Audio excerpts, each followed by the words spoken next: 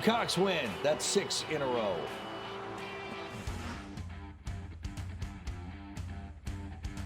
So these are according to 13 ESPN experts. They have 8 of them have South Carolina in the field, 4 Miami, and only 1 for Alabama. For our next guest, it's unfortunate that those people are not on the committee. We say hello to Coach Shane Beamer of the University of South Carolina off yet another upset at Clemson. Coach, first of all, congratulations on an amazing season. How are you? I'm doing great. I appreciate you saying that, Paul. It's been a great year and really happy for the young men in our program. I know you have a lot of things you're waiting for and are anticipatory of, but just describe that feeling. 2 straight appearances at Clemson, one of the hardest places in America to win, and your team did it again.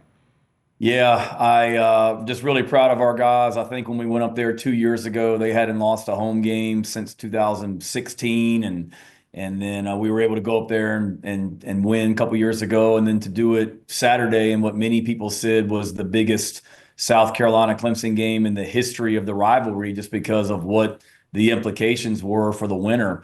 And really testament to the young men in our program to go down 7-0 and turn the ball over multiple times. But you just saw the defense pick up the offense in adverse situations, defense pick up special teams, offense pick up the defense after Clemson scored, on and on and on. And anytime you can go on the road and win, it's a special feeling. But to do it against your rival and against a team that's a really good football team that I've got so much respect for, Dabo Swinney, and they have a chance to win an ACC championship this week. We got their best shot, and fortunately we had a quarterback that played really, really well, to say the least, on Saturday. And Coach, let's talk about that quarterback for a second before we get into the big conversation piece of this day. He has been spectacular. I just want you to talk about him and describe what Sellers has meant to your football team.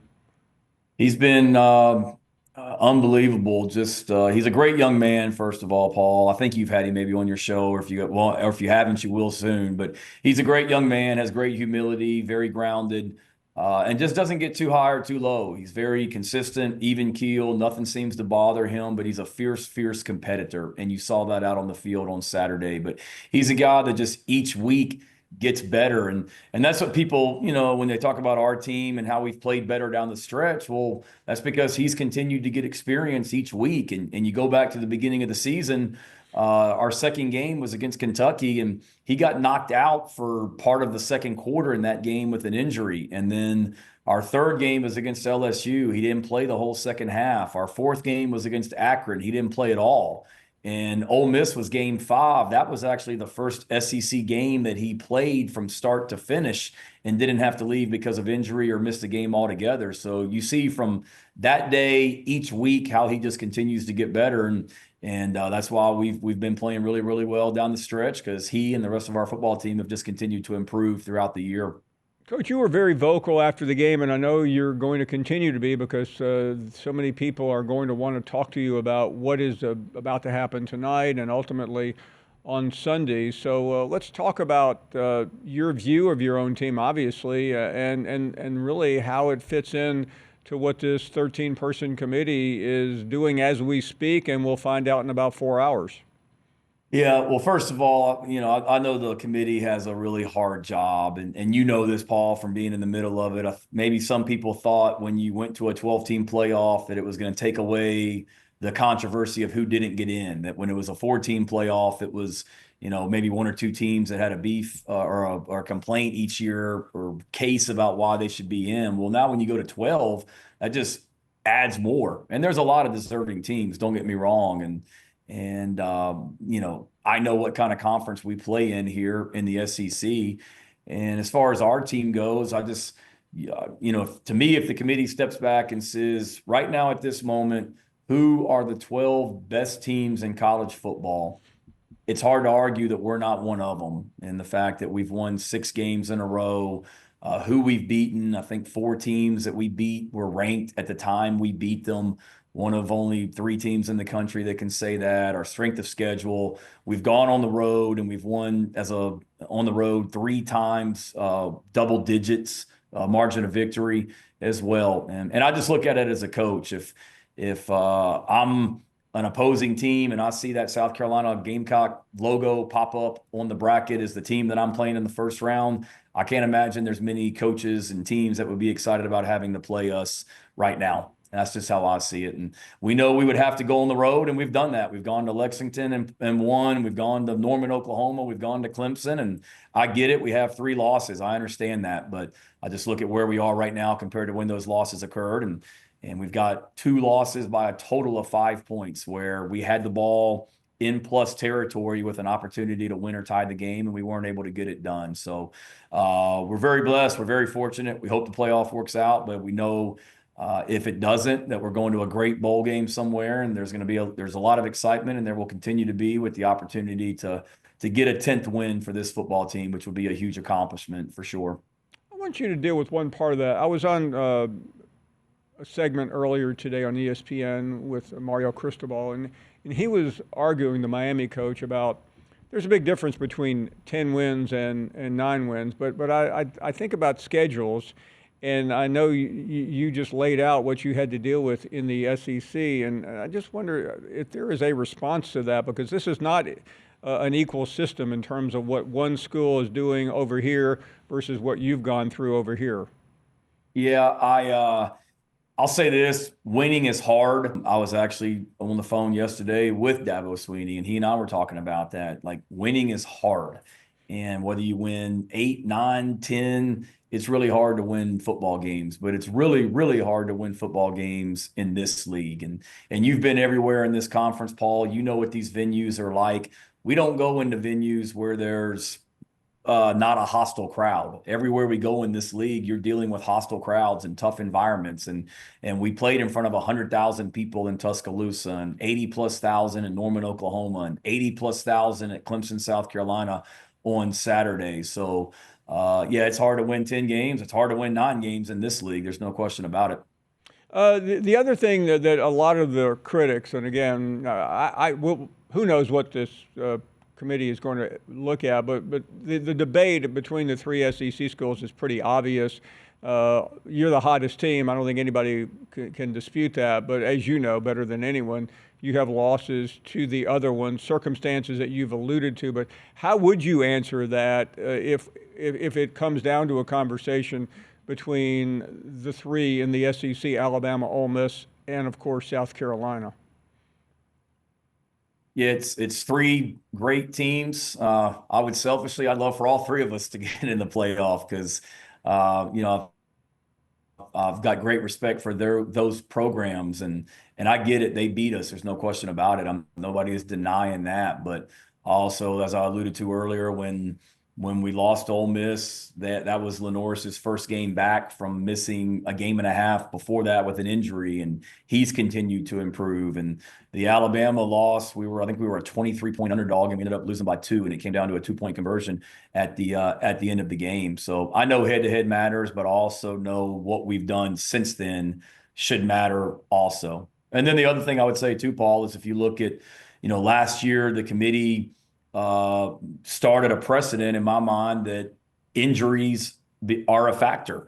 They kept Florida State out of the playoff last season because of an injury at their quarterback position. Well, if injuries were a factor last year, then to me it's a factor this year. And you have to look at the fact that our starting quarterback did not play the entire second half of the LSU game, a game that we lost by 3 points. And I'm not saying that we would have won, and I don't want to take anything away from Coach Kelly and LSU, because they beat us that day. But that was certainly a tough game for us to lose, and we didn't play the entire second half with our quarterback. And if injuries are a factor and he's healthy, we may be sitting here at 10-2, and it's a moot point.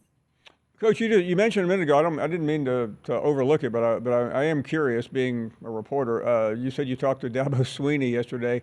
I don't know how much you can share with us, but I'd certainly love to find out what that conversation was about. Yeah, no, I don't mind. First of all, great respect for him, and he's a friend, and we, I would say we talk fairly, semi-regularly throughout the season and somebody. But he had reached out just about the everything that you saw about in rivalry games last weekend, with some of the stuff post-game between teams that starts with planting a flag at the middle of the field, and whatnot. And he just called me to discuss, our rivalry and making sure that both programs handle things the right way going forward, so we don't have some of the issues that you saw across college athletics last weekend that certainly marred what were great games and on a special weekend across college football rivalry weekend. And we just talked about, how we want to handle our team, his team next year when they come to Columbia, and what we both want in regards to the spirit of the game.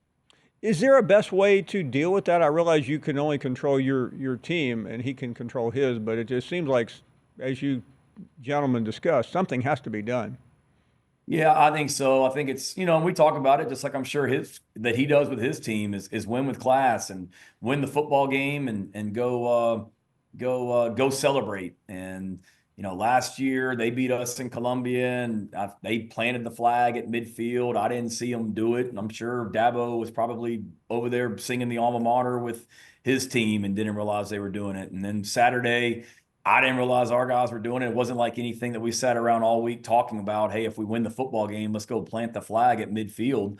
At Clemson, they let everyone in the stands come down on the field after the game. So I had a hard enough time getting myself off the field, much less trying to police what our players were doing in regards to the flag. But I think just going forward, it'll be a message to our players and Dabo to his players and hopefully coaches across the country that, look, these rivalry games are very spirited, very emotional. They're very intense. But if you're fortunate enough to win the game, go, win with class and go celebrate as a team together like we're doing in the locker room right there. We have a picture of you here in the locker room. Look like completely, overcome with emotion. Can you tell us about your emotions after that game? Yeah, just that. When you play, when you have an opportunity to just coach in a game like that, I mean, it's so emotional. The build up to the game, Paul, and then the intensity of the game for 4 quarters. And then when it's over, just the emotions that come out of you, because especially in a rivalry game like that, where you live with it 365 days a year. And I know you're up in Charlotte, but you're right there surrounded by Tigers and Gamecocks. And we live here in a state in Columbia where you're either a Clemson Tiger or you're a South Carolina Gamecock, and you're not both. And you hear about it throughout the year. And I know how important that game is to the people of South Carolina and what it means to Gamecocks everywhere. So just understanding the magnitude of it and really just joy for our players and the people, coaches and staff, men and women of our program, to be able to win that football game. And when that picture was taken, I'd literally just come down in the locker room. Players were celebrating. I was exhausted, waiting on the rest of the team to get in the locker room so we could talk to them. And that was just a moment where it finally hit me. We just beat Clemson and we're 9-3, and who knows what's in front of us. So that was a pretty cool moment and something that I'll always cherish and just a great sense of gratitude for the role that I have here as the head coach at South Carolina. Shane Beamer, the head coach. Thank you very much, Coach. We'll see you this weekend in Atlanta. All the best. Yeah, thanks a lot, Paul. Appreciate all you do for college football.